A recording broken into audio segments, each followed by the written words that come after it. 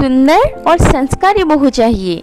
सुंदर और संस्कारी बहू चाहने वाले माता पिता को अपने बेटे को भी जिम्मेदार और संस्कारी बनाना चाहिए ताकि किसी लड़की की जीवन बर्बाद ना हो।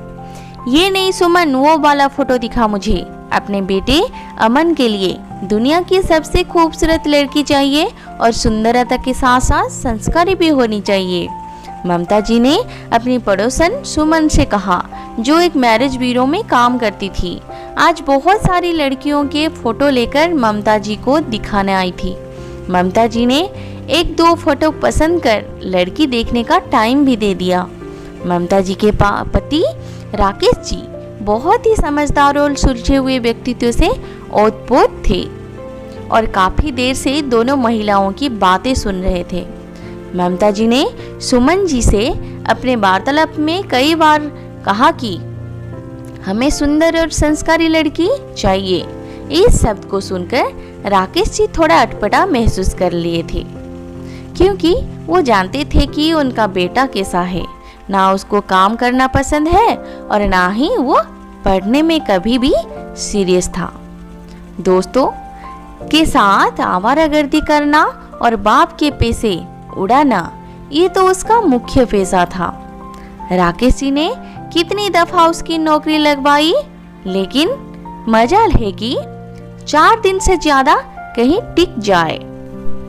सुमन के जाने के बाद राकेश जी ने ममता जी से कहा, इतनी देर से देख रहा हूँ ममता, तुम गुणगान किए जा रही हो कि दुनिया की सबसे सुंदर और संस्कारी लड़की चाहिए, लेकिन एक बार अपने बेटे की तरफ तो देख लेती कि वो कितना संस्कारी है।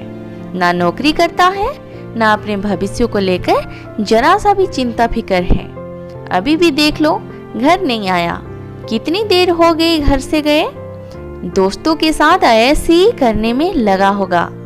शाम से रात हो गई, लेकिन अमन अभी तक नहीं लौटा।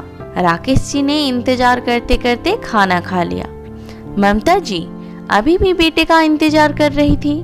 फोन मिलाया तो अमन ने कहा वो खाना खाकर आएगा, किसी दोस्त की बर्थडे पार्टी है। बेटे से बात करने के बाद ममता जी भी खाना खाकर अपने कमरे में पहुंच गई। ममता जी को देखते ही राकेश जी ने कहा, जो सुंदर और संस्कारी लड़की तुम लाना चाह रही हो अपने नवाब साहब के लिए, वो भी तुम्हारी तरह इंतजार किया करेगी, तुम्हारे लाडले का। अच्छा लगेगा तुम्हें। हम जानते हैं हमारा बेटा कैसा है, उसके बावजूद हम किसी लड़की का जीवन बर्बाद कर दे, ये तो गलत होगा ना ममता।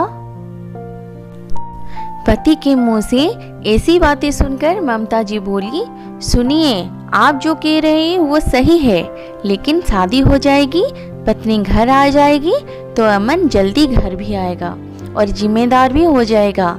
अभी लड़कपन है, उसमें एक बार जिम्मेदारी तो पड़ने दीजिए। उसके कांधों पर देखना, मेरा अमन बिल्कुल आपके जैसा बन जाएगा, दुनिया का सबसे प्यारा बेटा और सबसे प्यारा पति। ममता जी की बात सुनकर राकेश जी की थोड़ा शांत हुए, क्योंकि मन ही मन वो भी चाह रहे थे कि उनका बेटा अपने जीवन और परिवार को लेकर जिम्मेदार बन जाए, लेकिन शादी के बाद नहीं, शादी से पहले ही। ममता जी की आंख लग गई। 12 बजे दरवाजे पर दस्तक हुई तो राकेश जी गए दरवाजा खोलने। रात में कोई नाटक नहीं हो इसीलिए कुछ बोले नहीं, लेकिन अमन से आ रही बू से उन्होंने भांप लिया था कि वो पी कर आया था। रात भर राकेश जी सो नहीं पाए।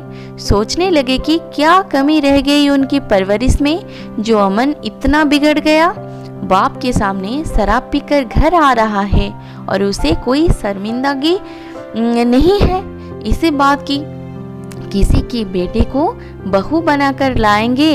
कितने सपने देखे होंगे उस लड़की ने अपने जीवन साथी को लेकर।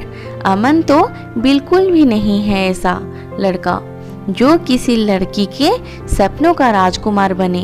वो किसी की बेटी का जीवन खराब नहीं होने देंगे इस उम्मीद में तो कदापि नहीं कि शादी हो जाएगी तो जिम्मेदार हो जाएगा। अगले दिन सुमन फिर आई ये बताने की कल लड़की देखने जाना है। रात को ममता जी ने राकेश जी को बताया कि सुबह ऑफिस से छुट्टी ले लेना, कल हमें अमन के लिए लड़की देखने जाना है। सुमन बता रही थी बड़ी ही सुंदर और संस्कारी है वो लड़की, घर परिवार भी अच्छा है, उसके पिताजी की भी सरकारी नौकरी है और वो हमारे अमन से भी ज़्यादा पढ़ी लिखी है। राकेश जी उस समय कुछ नहीं बोले। अगले दिन सुबह जैसे रोज अपने ऑफिस के लिए निकलते थे वैसे ही तैयार होकर जाने लगे। उन्हें जाते देख ममता जी बोली, अरे आप कहाँ जा रहे हैं? अमन के पापा 11 बजे हमें लड़की देखने जाना है।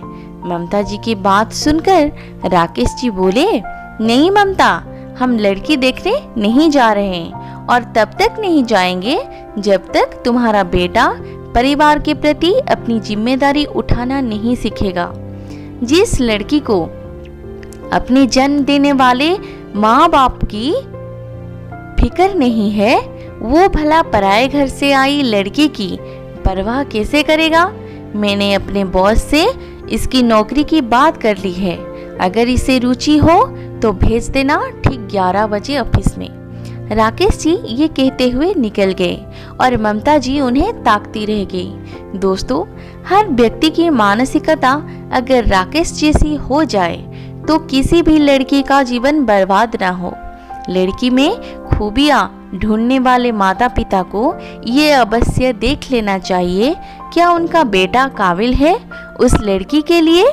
सुंदर वो संस्कारी लड़की की चाह रखने वाले माता पिता को अपने बेटे को भी जिम्मेदार और संस्कारी बनाना चाहिए।